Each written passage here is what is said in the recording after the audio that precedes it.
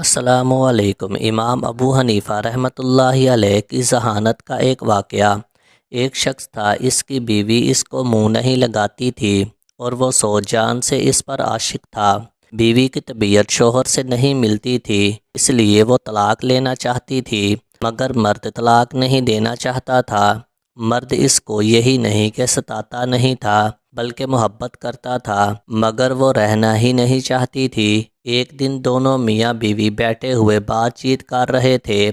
بیوی کچھ کہہ رہی تھی، مرد نے بھی کوئی جملہ کہا، بس وہ چپ ہو کر بیٹھ گئی۔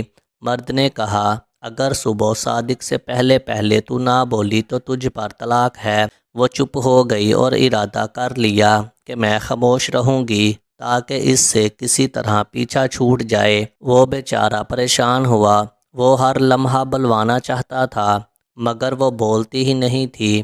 اب وہ سمجھ گیا کہ یہ طلاق لینا چاہتی ہے اور اس طرح بیوی مجھ سے جدا ہو جائے گی۔ اب اس نے فقہا کے دروازے جھانکنا شروع کیے، ان سے جا کر اپنا حال بیان کیا۔ انہوں نے یہی کہا کہ جا کر اس کی خوشامد کرو اور صبح صادق سے پہلے کسی طرح بلوا لو، ورنہ صبح صادق ہوتے ہی وہ تیرے ہاتھ سے نکل جائے گی۔ سب نے یہی جواب دیا۔ پھر وہ امام ابو حنیفہ رحمۃ اللہ علیہ کے پاس پہنچا۔ وہ وہاں کا حاضر باش تھا، متفرق اور پریشان بیٹھ گیا۔ امام صاحب نے فرمایا کہ آج کیا بات ہے، پریشان کیوں ہو؟ اس نے کہا، حضرت واقعہ یہ ہے کہ بیوی سے میں نے کہہ دیا ہے کہ تو اگر صبح صادق تک نہیں بولی تو تجھ پر طلاق ہے۔ اب وہ خاموش ہو کر بیٹھ گئی ہے۔ امام ابو حنیفہ رحمۃ اللہ علیہ نے فرمایا کہ طلاق نہیں پڑے گی، مطمئن رہیے۔ اب وہ مطمئن ہو کر آ گیا۔